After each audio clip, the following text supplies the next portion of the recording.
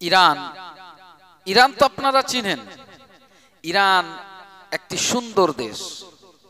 আর সেই সময় সেই যুগের একটি বাদশাহ, এক সম্রাট ছিল, নাম তার নওশের। আপনারা সকলেই জানেন ভালো করে। নওশের বাদশাহ প্রজাদের তিনি খুব ভালোবাসতেন। প্রজাদের উপরে মায়া মমতা, তাদের সাথে সুন্দরভাবে কথা বলতেন।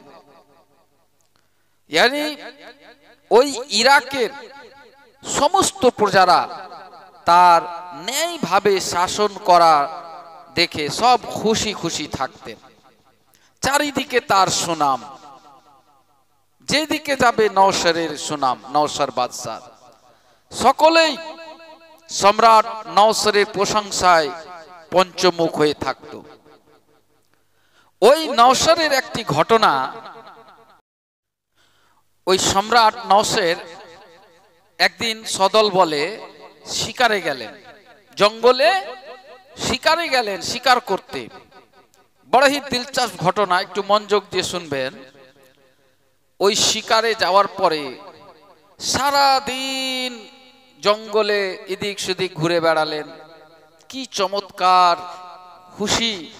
জঙ্গলে ঘোরার আনন্দই আলাদা, খুশি আলাদা। কারণ জঙ্গলে ঘুরতে আপনারা সবাই ভালোবাসেন। তো বাদশাহ শিকার করতে গেলেন সদল পদে। এদিক সেদিক ঘোরার পর চতুর্দিক ঘুরলেন, শিকার করলেন। তারপরে দুপুর বেলায় গিয়ে একটু ক্লান্ত মেহসুস করলেন, ক্লান্ত হয়ে পড়লেন। এবার কোনো একটা ভালো জায়গা দেখে সদল বলকে নিয়ে আরাম করার জন্য বসে পড়লেন একটি গাছতলায়। আর ওই দুপুর বেলায় খাওয়ার সময় খাবার খাবে এমত অবস্থায় সমস্ত সদল বল বসে খাবারের ব্যবস্থা করলেন। যখন রান্না বান্না করতে যাবেন সে অবস্থাতে দেখলেন যে সবকিছু আছে, খাবারের সমস্ত মহিয়া তার স্টকে আছে, কিন্তু একটাই জিনিস নাই যেটা সব থেকে কম দামি, আর সেটা হলো লবণ। আমাদের ভাষায় নুন বলে, নুন। মাংস আছে, বিরিয়ানি আছে, চাওয়াল আছে, রাইস আছে, সব কিছু আছে, ফ্রেশ রাজা মহারাজার খাবার আছে, কিন্তু সেই খাবারে লবণ দেওয়ার জন্য সামান্য পরিমাণ লবণ নাই। ভুলে গেছেন লবণ আনতে মহল থেকে, লবণ আনেননি, ভুলে গেছেন। এবার কি করবেন? বাদশাহ মহাচিন্তিত হয়ে পড়লেন। যখন চিন্তা ভাবনায় পড়ে গেলেন বাদশাহ, তো বলে এখন লবণ পাওয়া যায় কোথায় জঙ্গলে?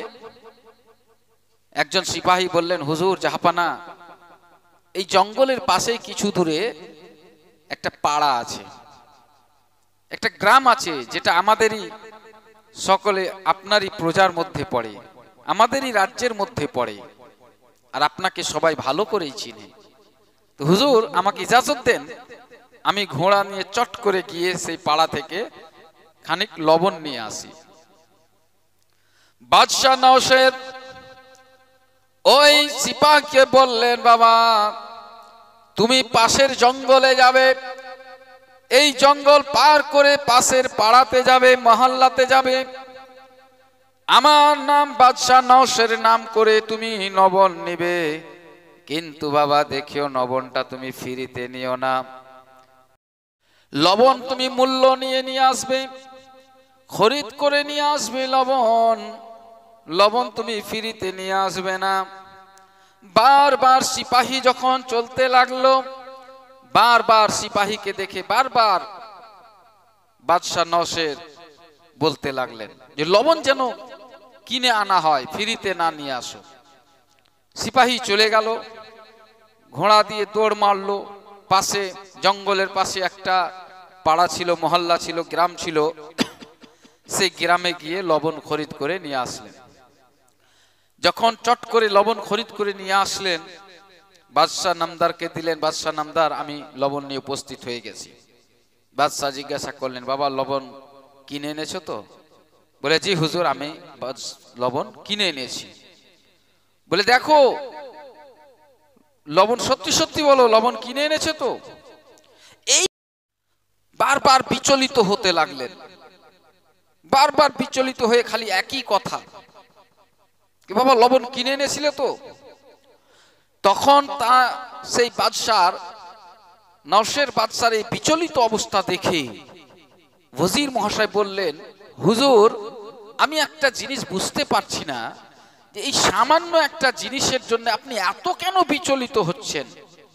বারবার আপনি খালি যখন কিনতে পাঠালেন তখনও বারবার আপনি তাকে অনুবাদন করতে লাগলেন, এখন নিয়ে এসেছে, এই সামান্য একটা জিনিসের জন্য আপনি এত কেন বিচলিত হচ্ছেন?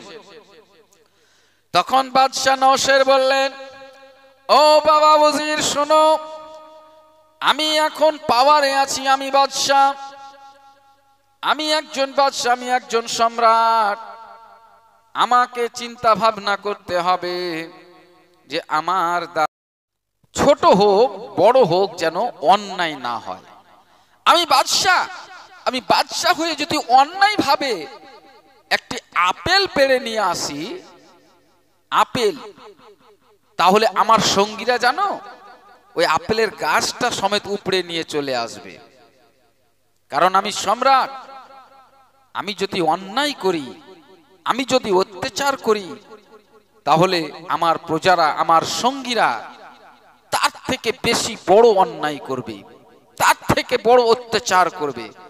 আমি যদি কারো কাছ থেকে ডিম চেয়ে নিয়ে আসি, তো আমার সঙ্গীরা মুরগি চেয়ে নিয়ে চলে আসবে, এই রকম হবে আমার সঙ্গীরা। একজন বাদশাকে, একজন ক্ষমতাবানকে এই রকম হওয়া উচিত যেন তার দ্বারা ছোট থেকে হোক বড় হোক যে কোনো যেন কোনো অন্যায় না হয়, কোনো যেন অন্যায় না হয়। সেই ক্ষমতাবান সম্রাটকে সদা সর্বদা সচেতন থাকতে হবে। এই জন্যেই সম্রাট হয়ে যদি অন্যায় করা উচিত নয়। আমি আজ ক্ষমতাতে আছি, আমি পাওয়ারে আছি, এই সামান্য একটা ছোট যদি আমি অন্যায় করি, তা আমার প্রজারা বড় বড় অন্যায় করবে। ছোট থেকে বড় বাদশা যদি একটু অন্যায় করে, তাহলে রাজ্য কর্মচারীরা বেশি বেশি করে অন্যায় করবে। তো প্রিয় দিনী ভাই সকল, আমার বলার উদ্দেশ্য হলো এটাই, আজ যদি আপনি পাওয়ারে থাকেন, আজ যদি আপনি ক্ষমতাতে থাকেন, চাহে রাজ্যের ক্ষমতাতে হোক, চাহে দেশের ক্ষমতাতে হোক, চাহে আপনি পাড়ার ক্ষমতাতে হোক, আপনি যদি কোনো ক্ষমতাশীল ব্যক্তি হন, তাহলে আপনি আপনার ক্ষমতাটাকে ভুল প্রয়োগ করবেন না, সঠিক প্রয়োগ করবেন, সঠিক জায়গায় লাগাবেন, তবেই আপনি লাভবান হতে। আজ আমরা কি করি, যদি কেউ একটু ক্ষমতাতে আসি, তাহলে বিশাল বড় বড় আমরা অত্যাচার করে বসি, অন্যায় করে বসি, কিন্তু আমরা দেখি না যে আমাদের পিছনে আমার সঙ্গীগালা, আমার সঙ্গীরা আমার চাইতে বড় বড় অন্যায় করে বসবে। আমি একজন পাওয়ারফুল মানুষ, আমি একজন নেতা, চাই যে কোনো আমি নেতা হোক না কেন, আমি নেতা হয়ে যদি আমি দুর্নীতি করি, আমি যদি কোনো খারাপ কাজ করি, তাহলে আমার সদল বল, আমার সঙ্গীরা আমার চাইতে বড় বড় খারাপ কাজ করবে। তাই প্রত্যেকটা ক্ষমতাবান ব্যক্তিবর্গদেরকে বলা হয় যে আপনারা যখনই ক্ষমতা পাবেন, পাওয়ার পাবেন, তখন সেই খারাপ প্রয়োগ করবেন না, সেই ক্ষমতাটাকে অন্যায় অত্যাচার করবেন না। আল্লাহ এটাকে ভালোবাসেন না। যারা ক্ষমতা পেয়ে গরিবের উপরে, মজলুমের উপরে অত্যাচার করে, জুলুম করে, আল্লাহ পাক তাদেরকে ভালোবাসেন না। সেই সব ব্যক্তিবর্গের উপরে ফেরেশতাদের লানত হয়।